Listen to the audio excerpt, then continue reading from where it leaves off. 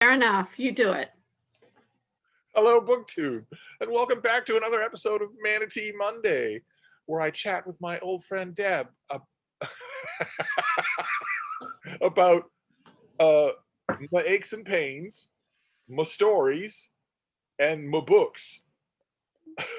And before we get on to that conversation, I want to bring up something from the last Manatee Monday, where I laid down two very simple rules I would have thought even a child could follow. Don't you start Rule number one, I addressed to Deb, which is that you were not to address BookTube directly. You were not to look them directly in the eye. There was to be no bypassing of Steve. And rule number two, I addressed to my faithful Donna Huguenots, which was likewise, there's not to be any independent embracing of Deb. No, we love you, Deb. No, nothing like that to give me Barnes & Noble flashbacks. And I regret to report that both those rules were broken in that first Manatee Monday. I am going to hope for better today. And now we can start. And I don't know why you have that humor him, he's crazy look on your face.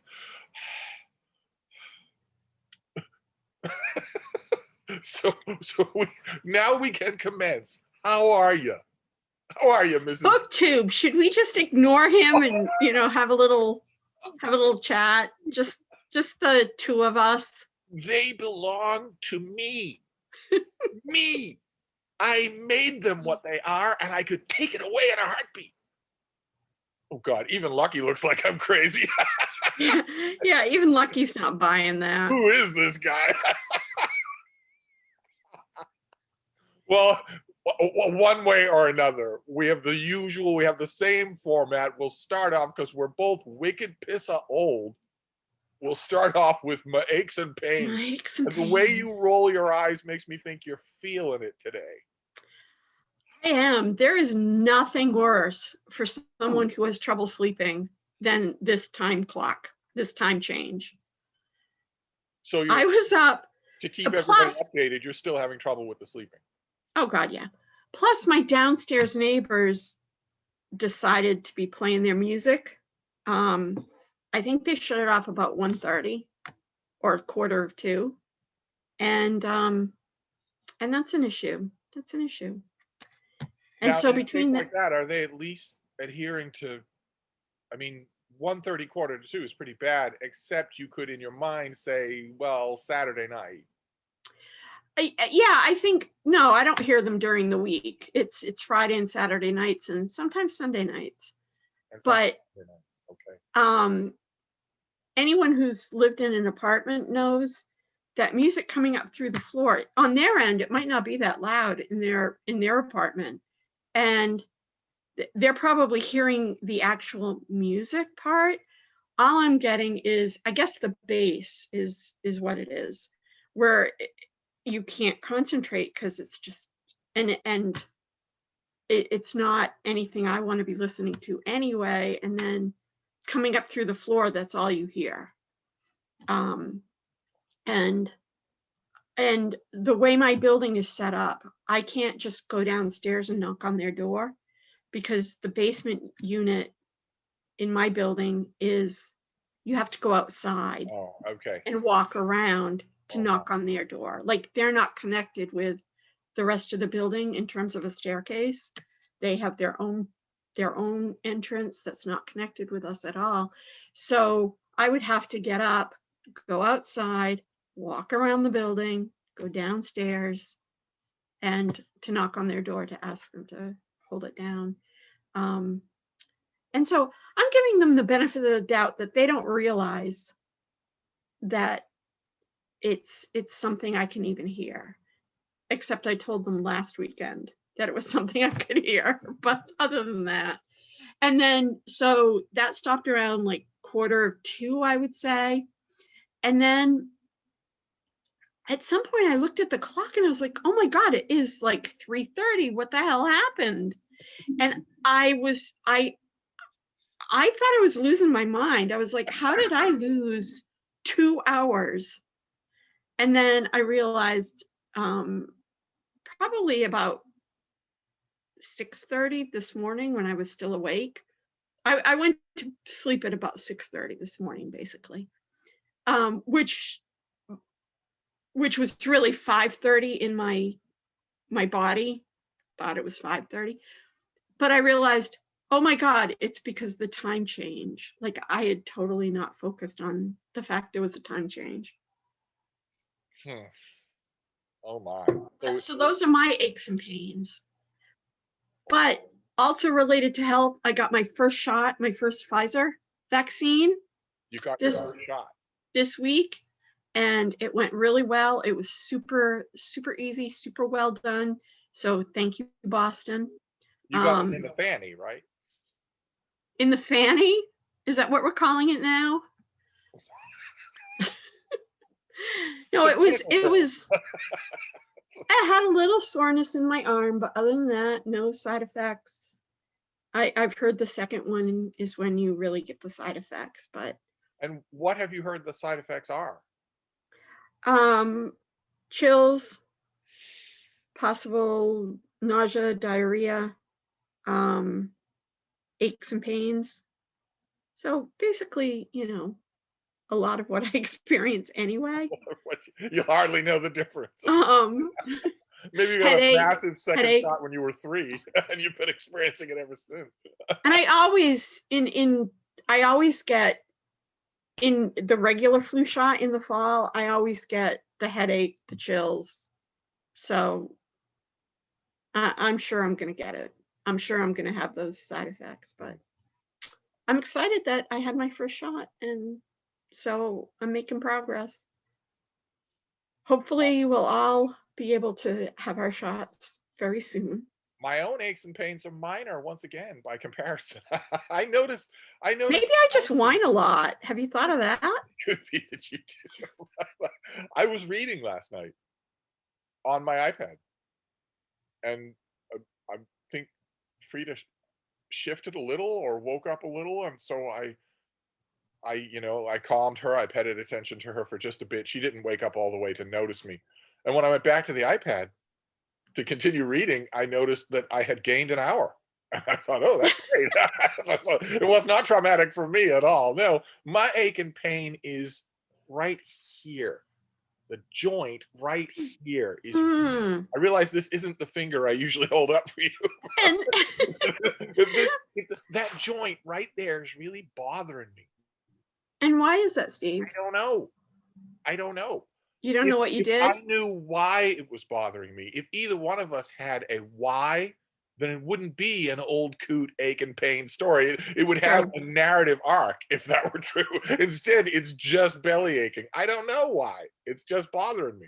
And I thought It's weird. it's very rare that I have an opportunity to upthrust this particular finger in your direction. Ordinarily, it's a totally different finger. So Yeah, I didn't really realize you had pinkies. So let's move on to my stories. Okay. We get Do you one want to go first? I always go first. Would you want to go first? Go right ahead. Okay. Well, We know who the my popular one here is. Since I've had 1,000 comments, we know who the popular one here is. So you might as well go first. All that I've done for these people, and it's more Deb, more Deb, more Deb, just like Barnes and Noble. It's Barnes and Noble all over again. yeah. I'm not going to be bitter. Ow. Oh. Oh no. Well, my stories today are Twitter related. One is, have you seen the photos of our ex-president? He looks like hell. He looks horrible. Yeah. Um, Unlike the photos of other ex-presidents where the stereotypical comment is always they look so much older. yeah. You know that he looked that crappy all the time and just had cakes of orange makeup on. You know that he looked that bad always. This is just, yeah, he looks, there are probably Trump supporters who are watching. Nevertheless, the standard offhand description of him for 5 years has been that America elected to the Oval Office your racist uncle, your sort of old, doddering, jowly, racist uncle. And now he looks like that. In the pictures that are on Twitter, it's just. But I mean, in those pictures, he looks like someone that is ill, that has been ill, that, Yeah. And for whatever reason, and I'm not passing judgment on. I don't know Like, which pictures you saw, but the ones that I saw had an even more disturbing element to them, because the people who were posting them were Trump supporters saying how great he looks. How great he looked, yeah. Which is a perfect illustration. Again, no matter where you stand on Trump, those captions struck me as a perfect illustration of what has happened in America in the last 5 years, where we are literally inhabiting different realities. It's not just that we have different political opinions. It's that the rules, the reality in your world isn't the same as in mine. In my world, there is no pandemic raging. There is no need for masks. In my world, insecure virgin incels carrying assault weapons to Wendy's is a bad idea. And in your world, it's a good idea. Yeah. Just right down the line. Just right down. Well, that's what I mean. Like, no matter how you feel about the man, no matter whether you're a supporter or not, he does not look healthy. Like, that's the bottom line. Whether you wish him health or wish him not, he does not look healthy. So that's one thing. And the other thing is, just to carry over from earlier in the week, is the whole not all men thing, raging about the violence towards women, where women are saying, like, I'm afraid, this is, I can't walk down the street without having to be on hyper vigilance, because you don't, men walking towards me at night in the dark frighten me. Can they not be more aware of how they're perceived? And then men saying, I wouldn't hurt anybody. Why are you tarring me with that brush? It's like, we don't know. And you're referring to the Everard yes, that was actually going to be my story as well. The fact and that it's the same, what happened at her vigil. and it's the same thing with the experience of people of color who say, like, this is how I'm treated, and everyone's saying, no, that's not, you're misreading the room. Not, people aren't treating you that way. It's like, just believe people when they say, this is how I feel. This is okay. All right, but if we've brought up the same story, let's talk about it. yes.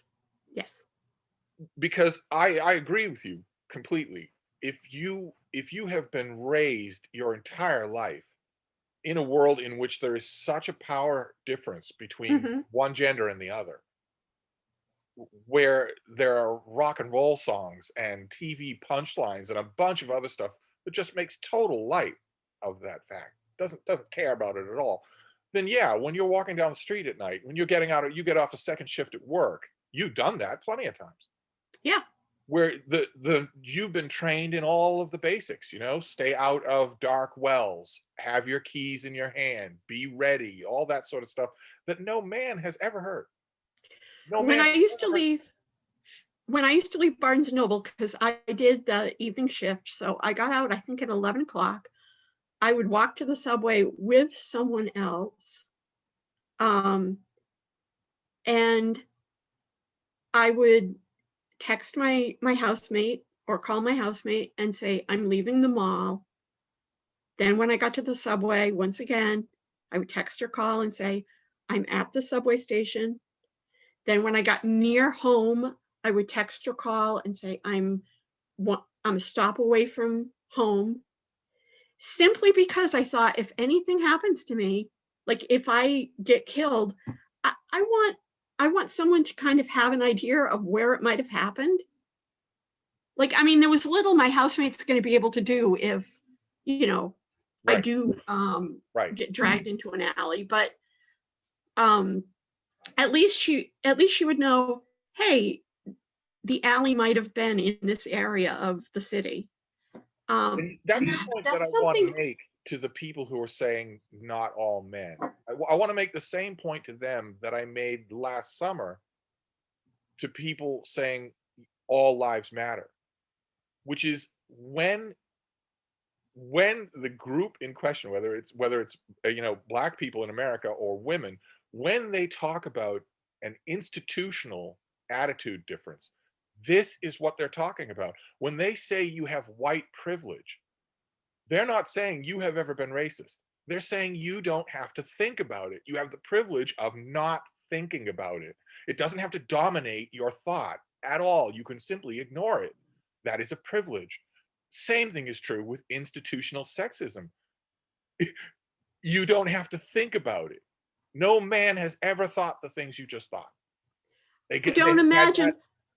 I can't imagine you texting or calling anyone when you left work, No, it would never. or And what people don't, what the not all men guys are saying, what they're failing to see is that there is a definite mental value in not having that level of awareness in your mind all through your life. Imagine accumulating that year after year where you don't have that and someone sitting right next to you does.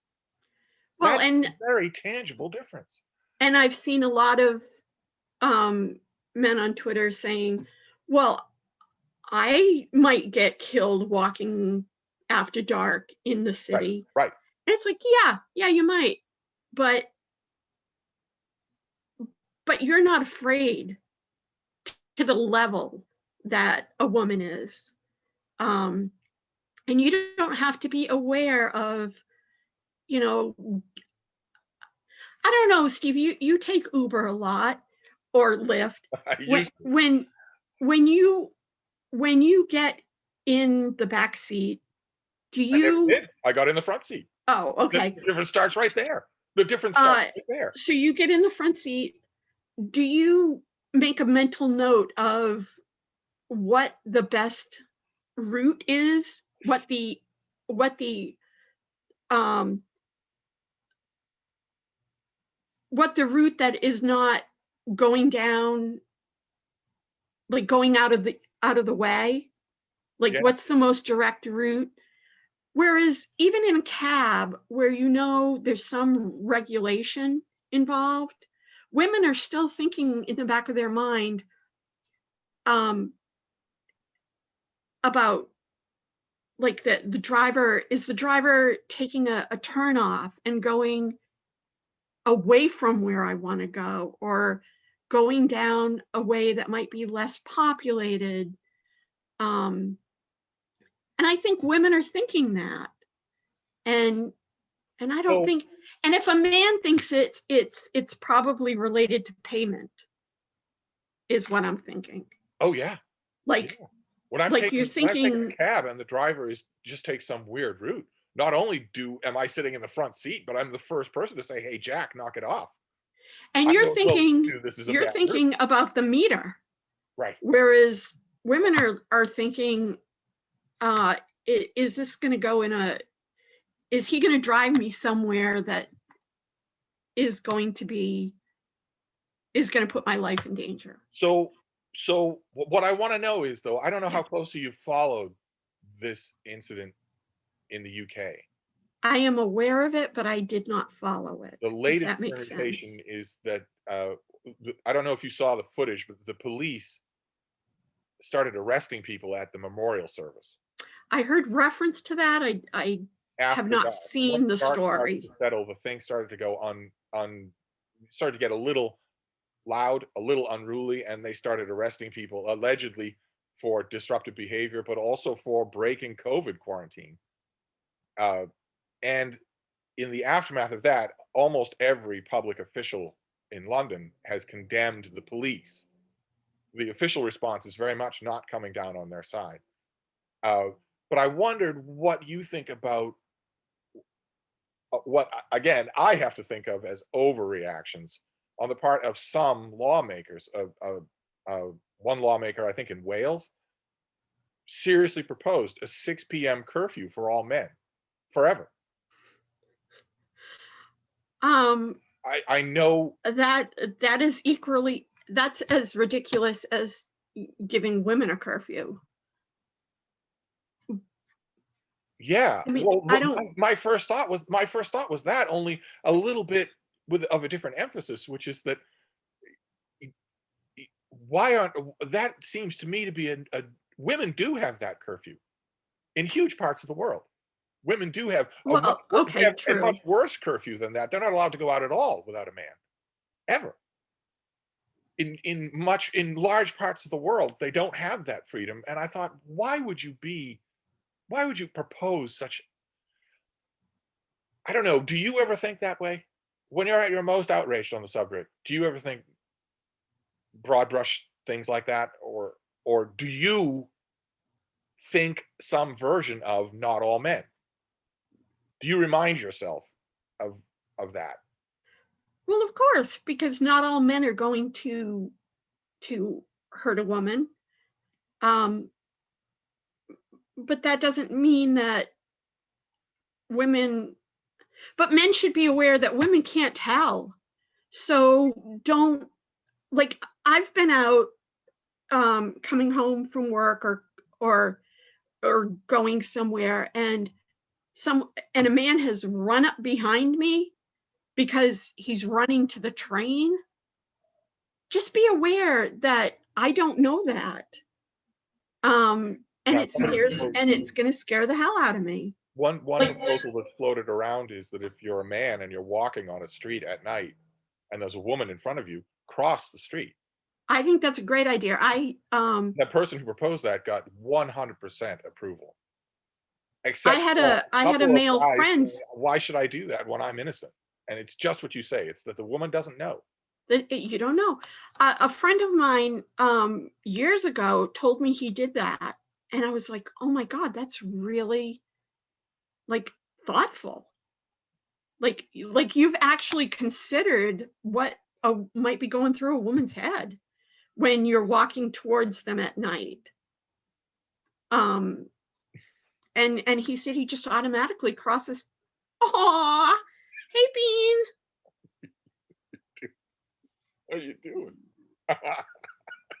Sorry, sorry. A And little bit. it's such a small thing. Like, why is the burden so heavy on a woman to have the keys, to have to be looking over her shoulder, to have, pepper spray And a whole an support network or an at the extra, other end of the phone. or a safety plan, when if men who don't want to scare women just took that extra step, cross the street. If you're coming up behind a woman, maybe slow down, like um, so that you're not gaining on her, or let her know, like, I'm going to be walking by you. I'm just passing by. Or the guys running up, behind me, who are going to this, who see the subway train approaching, and they're just trying to make the train. Like, just say something. Just be like, hey, I'm trying to get the train, so that I don't have that moment of being scared. I don't know why it's such a big deal. Yeah. Well, no, this incident has been galvanizing. A lot of people are referring to it as a George Floyd moment Mhm. on a totally different, on another social subject, that it suddenly is galvanizing, that all of a sudden it's sparked at least a conversation, if not outrage and protest. Uh, and we picked the same story. So our most stories is the exact same thing. I wonder how often that's going to happen. I did see a not all men tweet where the guy said something about, like, um we shouldn't we shouldn't judge men who wouldn't dare to hurt a woman or hurt someone. And I thought, well, that's an odd phrasing, wouldn't dare. That kind of implies they want to. And the only thing holding them back is fear. Yeah, there's been a of being lot caught or whatever. Like that was an unfortunate been a lot of phrasing right self-owning. there. A lot of people have been owning themselves unintentionally Yeah. in Yeah. response to this. And I can't help but think that the most widespread and most direct self-own of all is not all men. Yeah. I mean, at the very least, even if it doesn't say anything about your mentality, at the very least, if that's your response to the horrible story in England, then Yeah. you're revealing a lack of empathy. If nothing else, then you're revealing a lack of empathy. If the first thing you want to respond to that is that you personally aren't guilty. Right. And I know, um, I've met a woman here and there in my life that does think it's all men, but it's a very rare event. Like, we're aware that it's not all men. You don't have to say it. Um, I don't know. And it's unfortunate that I don't know why the bean is being so lovey-dovey. She's on. I know. She's currently on hour number 10 of her latest hunger strike. Really. I got her solid pellet dog food 2 weeks ago, and she ate it for a few days, and then she visibly grew bored with it.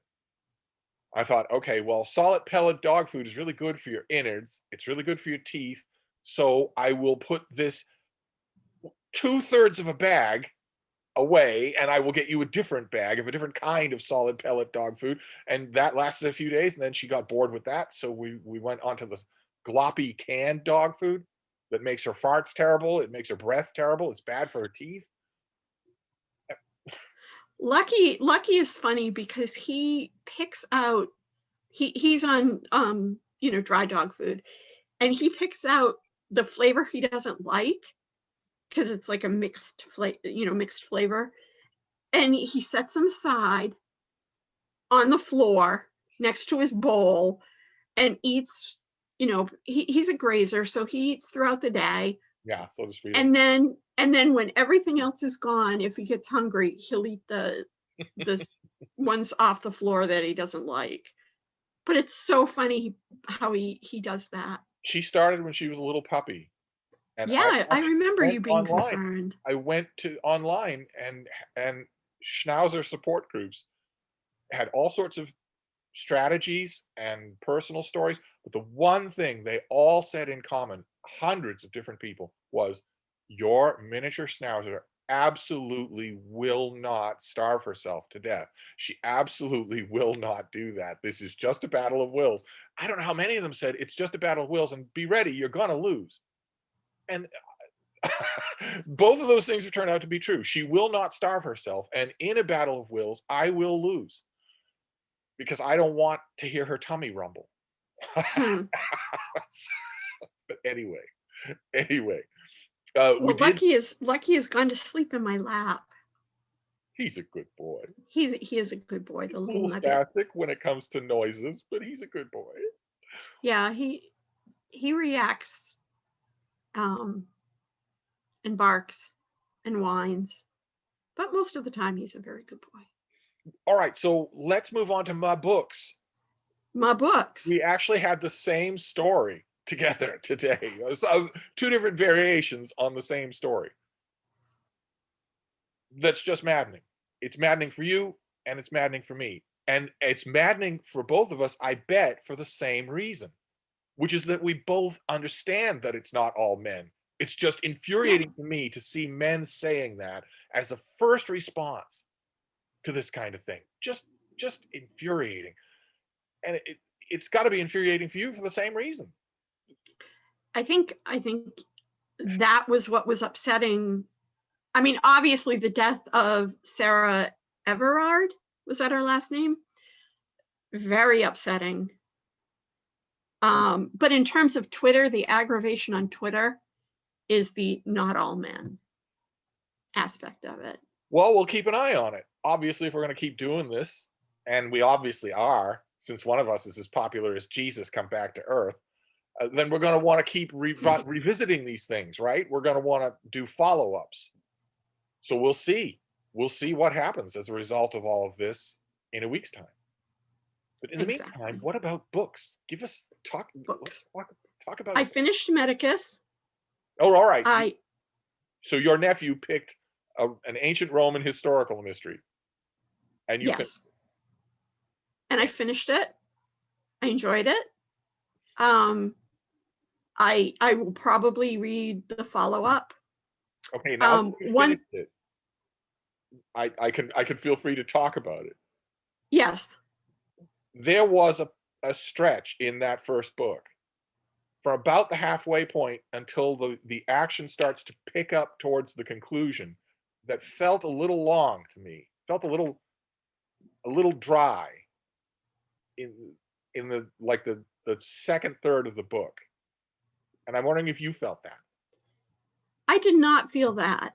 I always feel with mysteries that there's a rush at the end to solve the mystery to wrap things up. Oh, so this would have been just to your liking, because this certainly. So I enjoy the slow, especially with a historical mystery, because I'm enjoying the historical aspect of it. Okay. And And that then part of it bugged me. And that's the only reason why when you mentioned it, I didn't do the patented Steve squeal. You mentioned another murder mystery just this week via email that did cause a Steve squeal, yes, I did. but Medicus, no, not for me. But you enjoyed it. That's good. So what? I did. And I'll probably pick up one of the sequels at some point. Um, one thing that I really enjoyed was, and this was from the opening page, is the cast of characters, the listing of the cast of characters in the beginning. I thought the way it was set up was hilarious.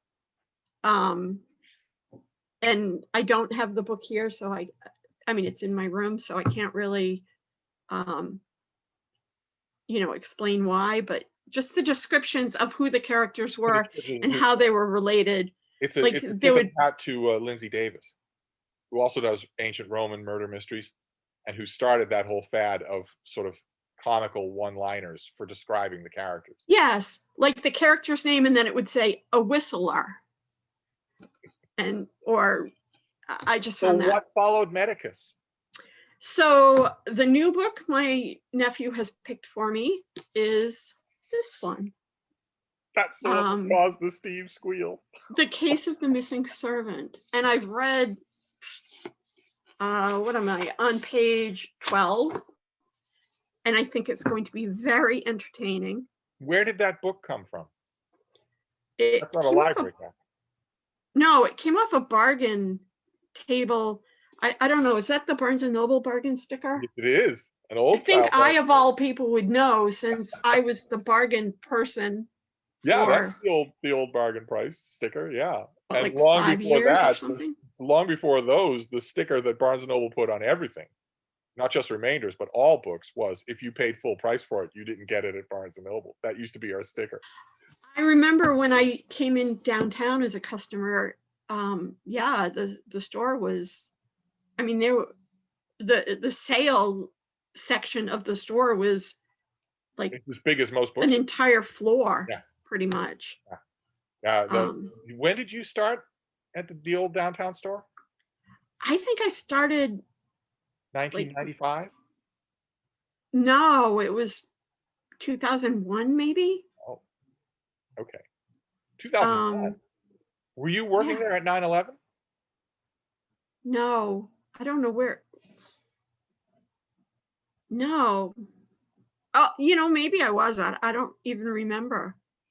I don't even remember what bookstore I was working I at just the realized time. that our little artifice of poking fun at the way two old people talk is frequently going to become real.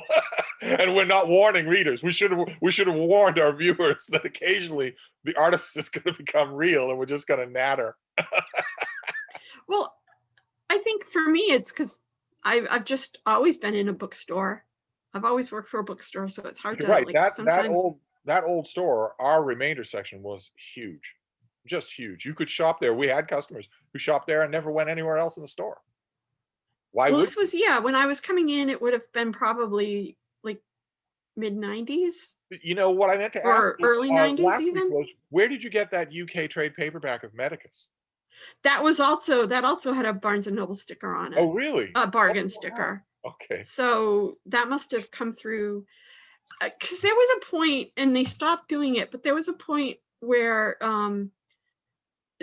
they would send from the warehouse, they would just send boxes and boxes of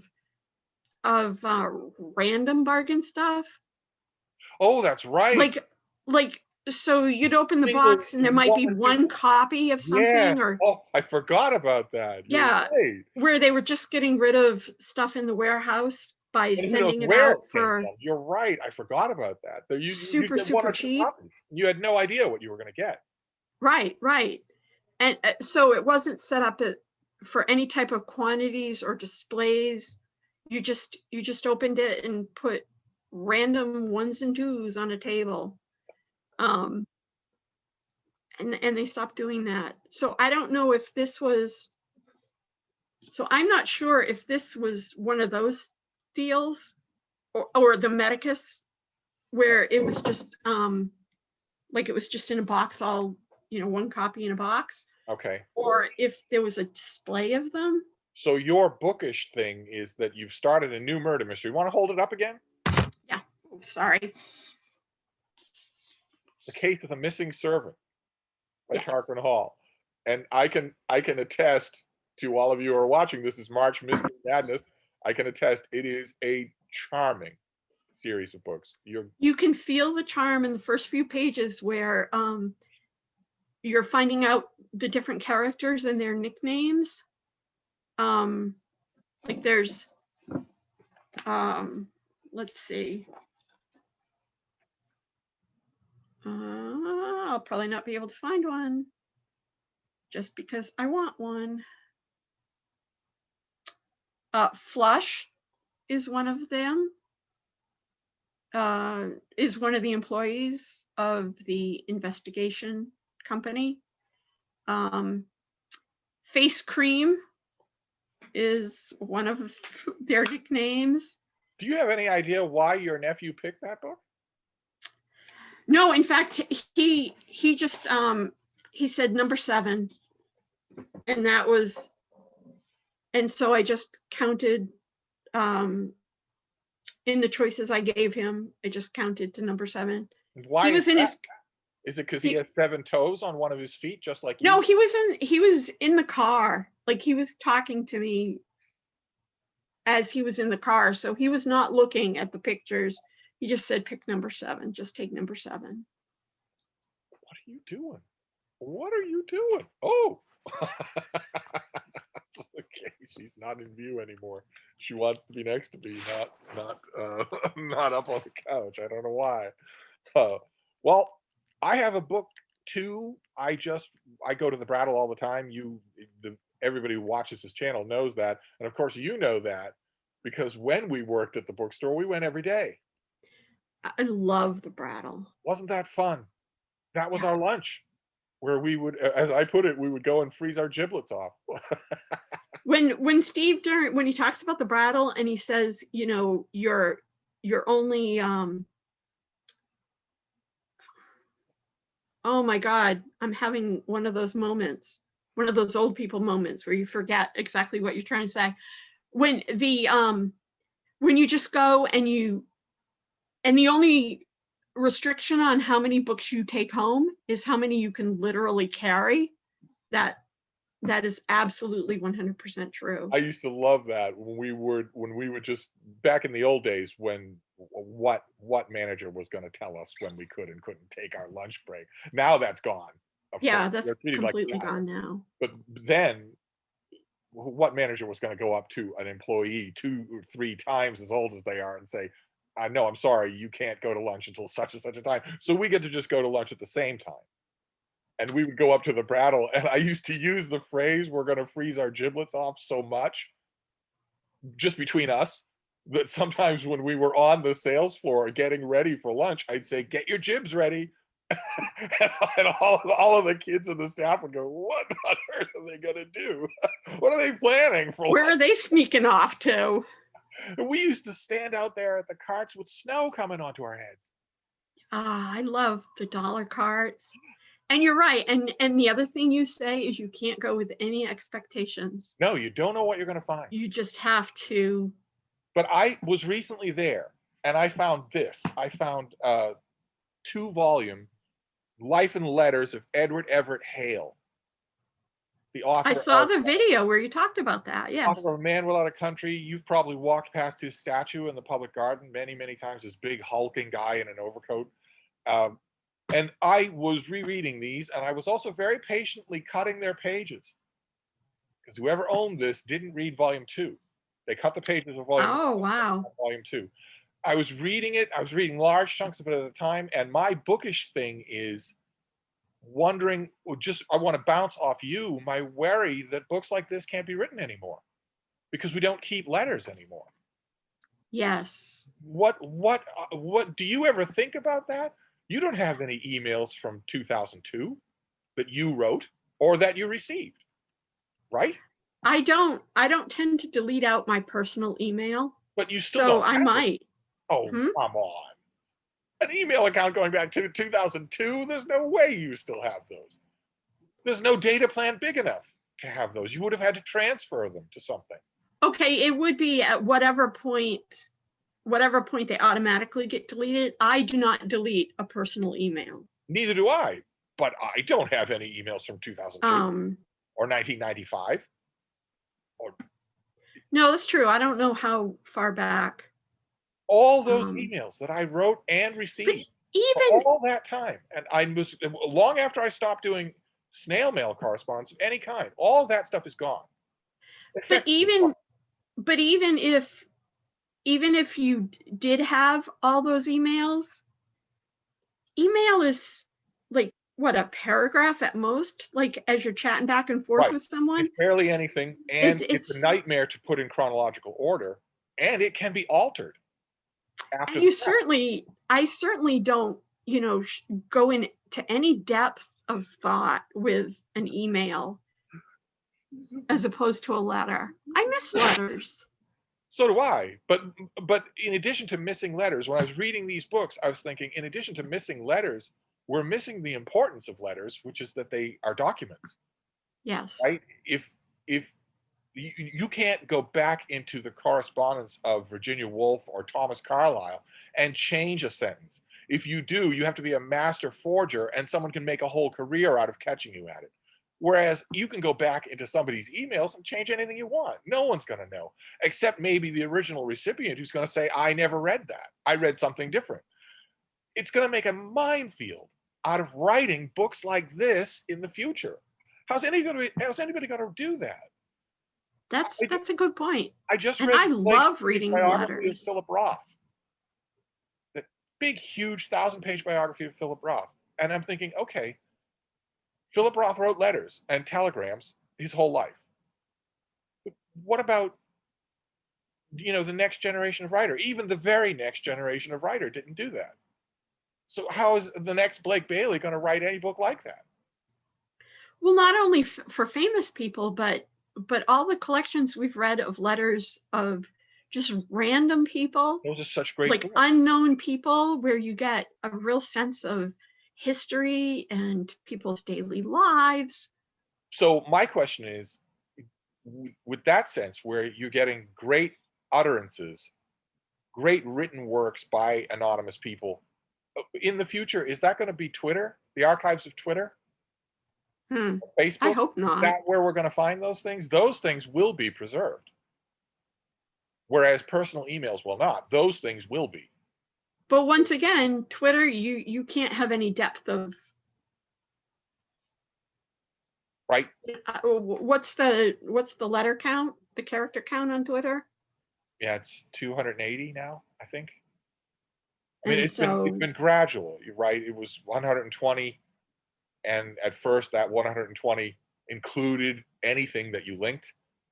So linking an article was effectively a problem. Oh, no. Then Twitter said, okay, it's 120 words of your own and links don't count.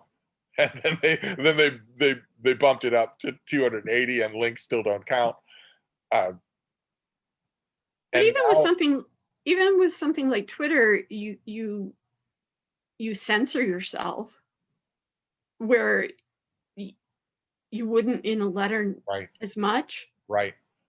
That there's a great volume over on my shelf of the collected letters of Willa Cather over her whole life, where recipients obviously saved them at first because they loved her, and then later because she was Willa Cather. Right, But they weren't in her control anymore, those letters. There right. was no way for her to censor herself or change her opinions or one way or another. It just, And I not even love the not volume, even but it made me think that. It made me think, you know, it made me think about, I've had so many snail mail correspondences in my life, and they're another era. They belong to another era. And what about the email correspondences that I've had?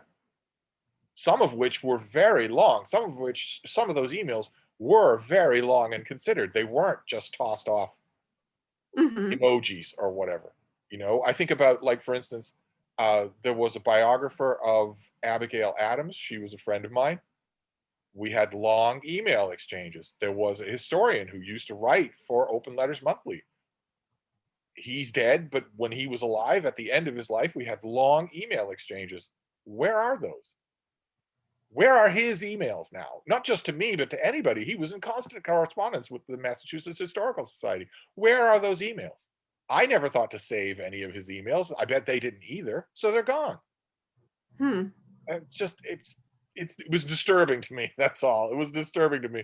Not in the case of Edward Everett Hale, since I'm the only person left on earth who cares about him at all, but in other cases, like, for instance, Zadie Smith. Right? I just finished the Blake Bailey biography of Philip Roth. Is there any doubt that in 50 years somebody is going to want to write a 1,000-page biography of Zadie Smith? She's a very important author. She's also, in my view, and probably in yours as well, young. And yet, I bet she has never written a snail mail letter in her life. All of it is email for her. What is that biographer down the line going to do? Hmm. What choice are they True. going to have other than to petition Facebook and Twitter? What other choice are they going to have? I don't know. I'm interested to see what will happen. I'm interested to see. I think about those authors, the ones that are working today, that uh, that are obviously great. They're obviously going to have literary biographies down the line. What are we going to Mhm. do about them? Hmm. You won't be around when it becomes a problem. You'll be long gone. I'll be having So Zoom chats. tomorrow then. Yeah. I'll be having Zoom chats with a younger, sexier version of Deb. BookTube, are you gonna let him talk to me this way? They're not. They're going to say, "Don't you pick on Deb." It's going to be the same thing as Barnes and Noble. Don't you pick on Deb. I remember the first time a kid at Barnes and Noble said, "You shouldn't pick on Deb." And I said, "You have just removed my reason for being for the last 15 years." Do you remember the manager we had when I first started working there? Um, uh, I guess I can say his name, Phil. Oh, Phil, yes. Yeah, I remember. So I was Phil with, used to like, come I up. don't remember most of them. Phil used to come up to me all the time, and he would say, "If Steve is bothering you, you let me know." And I just thought that was so funny. It was. But Well, he that was kind a of sweetheart, wasn't he? He had a temper. He had an Italian temper. he But he was good. He was a good manager. He was a good man. he used to He, love it. I referred to him once when he first got there I as mean, store I'm manager. assuming he is a good man still. Yeah, I don't know. We don't I know. don't know what happened to him, but But I was in the habit, by the time he got to the store, I was in the habit of just picking on managers the same as I pick on anybody else. I didn't care one way or another. And I don't think he'd ever encountered that before. And I said, "This is Phil. He's our store manager. He's not only an empty figurehead, but the emptiest of all empty figureheads." And for the rest of the time that I knew him, another 10 years, he lovingly referred to himself as the empty figurehead. He just adopted that phrase because he loved it so much. And the thing I loved about picking on him is that do you remember he had two different colored eyes? Yes. And I used to tell new people to the store, that when we would have private conversations and say, what's the lay of the land? What should I watch out for? And I would tell the new kids at the store that his blue eye had an internet connection. And they would go, what?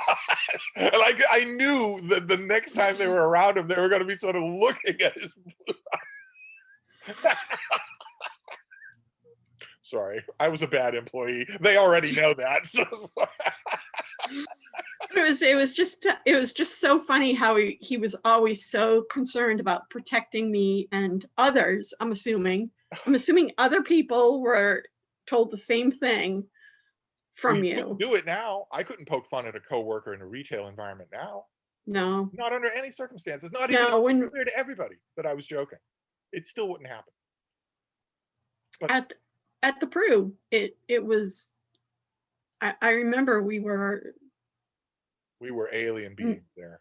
Alien. We were not allowed to have our normal kind of interactions. All of what we're talking about here, BookTube, is the old store in downtown Crossing of Boston with the flaking asbestos and the exposed electrical wiring and the no natural light and whatnot. It was Eden. It was Eden, and it was the Eden of bookstore experiences. Had to leave it, and they boxed all of us old employees up and moved us over to this beautiful new store in the Prudential Mall. And yeah, the people who were there, the people who were already working there, had no idea how to deal with the rough edges of the downtown. Yes, No idea at all. Although I will, for our own sake, I will also point out that they also didn't have any. They also weren't prepared for how well we knew the books. They were. I don't think anybody was prepared on either side, employee-wise, for how it was done. Yeah. For how the two staffs were. I assumed we were being merged, but I think the higher ups, it was, let's put them in a dogfight and see who comes out. Yeah. And that was just, that just set everybody up for failure. Whenever new managers used to come to the old downtown store, which you are completely correct in referring to as Eden. Yeah. It was bristling with books. It was bristling with customers from noon to 2 every day, just a mob of customers. You could practically hear the footsteps coming. And it was a full staff of people who ate, slept, and dreamed books. And not being in a mall, it was a bookstore. Yeah, it was a bookstore. It was not a retail shop. It was a bookstore. And at the end of the time that we were there, you started to see bits of this artisanal retail snobbery where, if it's a chain bookstore, then they won't know anything. It won't be a real bookstore. That used to infuriate me. I would snap back to people on Facebook or whatever and say, if you think that's true, come and test us out and see what you think. But I remember when new managers used to come to that store, how shocked they would be at how we talked to each other. It wasn't just me. It was mostly me, but it wasn't just me. They would be shocked when we would refer to each other. I remember Rebecca. Yes. At one point, when we had a new manager, I just offhandedly said, "Hey, puke face, while you're in the break room, would you get me this?" And the new manager just went, "You're a vile ass, Steve." I remember with her, it was, I didn't think that my day was complete unless she had used the word vile. that was the key word between us. And sometimes we would get all the way to like 3 or 4 in the afternoon, and she'd say, I haven't had a chance to use that word yet today. You're slipping. But they were people that I wanted to be around too. Yeah. Like they were people I wanted to see outside of work. Yeah. And even if you didn't see them outside of work, you definitely wanted to work with them. If I remember, we went to Fajita and Rita's. You probably didn't go, but the rest of the staff went. Yeah, the staff used to socialize all the time. And people wanted to be together. Like we wanted to go out together. And that was something special too. Yeah. But we have wandered into wool gathering about the bookstore. Yeah. which means that our Manatee Monday is over. We did my Yes. aches and pains, we did my stories, and we did my books. So do you have any parting shots until next time that you'll I deliver don't, to me? unless BookTube, Me? unless you know. No, I'm sorry, Steve. I would very much like to ask BookTube if they know of a reference book, like a very readable reference book that would kind of give an overview of the Gilded Age and that period of history. I'll Not, I ask know there are around. plenty of books, biographies of various people like the Astors and different authors and different novels that take place during that time.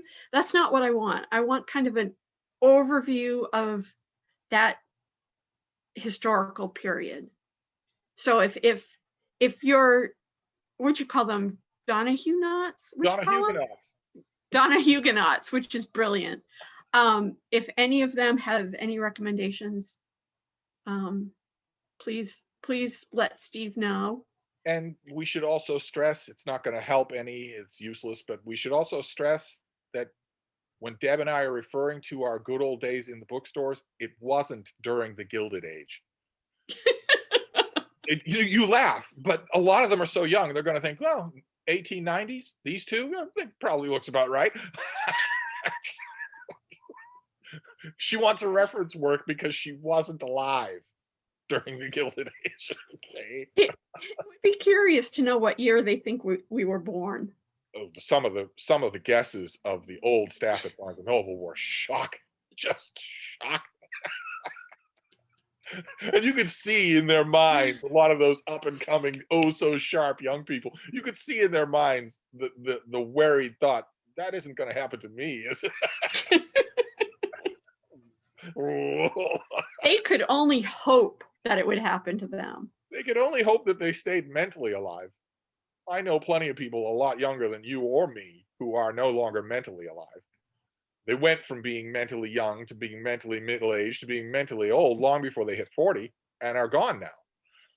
I may forget words occasionally, but I still am curious about the world. Like, I still want to know how things work.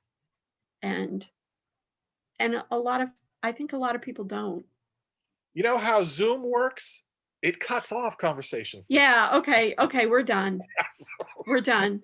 I will wrap this up. So Steve, tell BookTube that I say goodbye for this session, and I can't wait to talk to them again. I'll think about it. Okay, you let them know. Bye, Mrs. D. See you Hi, next Mr. time. D.